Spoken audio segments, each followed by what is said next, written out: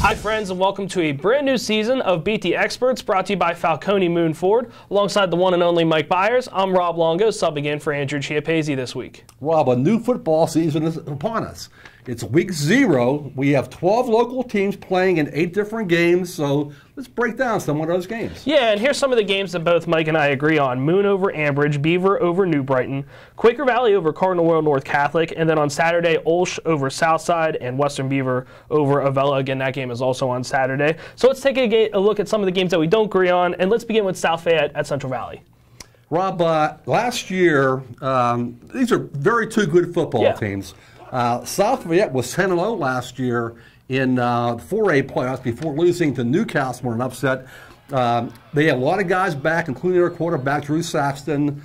Very good football team. They beat Central Valley last year at their place, 28-17. But I like Central Valley this year. I really think they're going to be a contender, and I think they have a chance to actually challenge the Quips, Aliquippa, for the section championship in that conference. I like Central Valley too, but South Fayette's one of those teams that's just, good year in and year out. Last season, Central Valley, in that game, that Week 0 game at South Fayette, was running a 2-quarterback system with Nico Battisti and Curtis Latshaw. You're probably going to see Battisti most of the time this season. So, I really like Central Valley, but at the same time, it's like picking against Aliquippa a lot of the times. You kind of can't really pick against South Fayette. So I got to go with the Lions while you're going with the Warriors, correct? Yep. So we'll see how that one plays out on Friday night. Another game to look at is going to be Freedom at Hopewell. Hopewell lost some key players last season, or from last year's team, I should say. Billy DePaul, DeSante Hines, but they got some weapons. Tyler Sabo's back. Deshaun Sanders is back. He was only a sophomore last season. Those are good weapons for Hopewell, but I really like Freedom just because of Zach Rosa. Sophomore quarterback last season, did really well. The only issue there is he loses his top receiver in Nick Henderson, so kind of hard to throw the ball when you don't have your top target back. But when Zach Rosa was 100% healthy last season, he performed really well, especially as a sophomore. So I still like Freedom despite not having Nick Henderson. Yeah, Rob, we were at that game last year, the Hopewell at Freedom game, and Freedom played pretty well. Hopewell's at home. Hopewell has one of those schedules where they're supposed to do well early in the year. Their tougher games are later on. Despite their losses, I like Hopewell in this game. They're playing at home. I think they have 2 or 3 guys that are like legitimate, like Class 3A, Class 4A type players. I think it's going to be kind of hard for Freedom to go on the road and beat a team of that caliber, even though Hopewell has lost a lot of guys, like you mentioned. One interesting sidebar in this game is Cody Ross, Freedom's linebacker and fullback, very good player.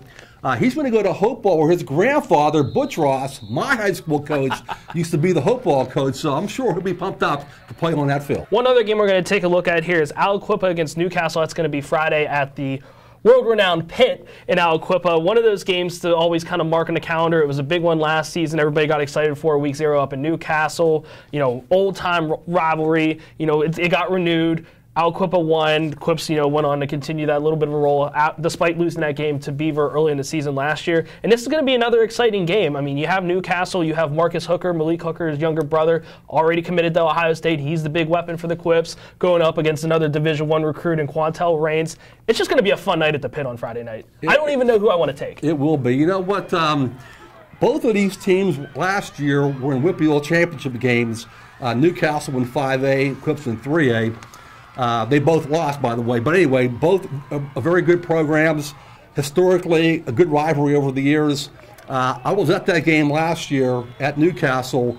44-28 the Quips won. But early in that game, it went back and forth. Big play after big play. 80-yard runs, 90-yard runs. A lot of great athletes. That should be exciting. I think the Quips are playing at home. They're really upset about losing to Beaver Falls last year in the Whippy Championship game. I think this team is refocused and renewed. They want to get back to Heinz Field and win there this year. I like the Quips to beat Newcastle in a great football game. One thing I've learned over the years is that you can never doubt the Quips of Aliquippa. Right. So with that said, that'll do it for this week's episode of Beat the Experts. Don't forget that next week we'll start the print component and the contest opponent for Week 1. And make sure you join us at timesonline.com on Wednesday and Thursday for the latest editions of Game On the Record. And don't forget, of course, we'll have our football preview coming out this Friday as well on newsstands and online at timesonline.com. For Mike Bires, I'm Rob Longo saying so long. We'll see you soon.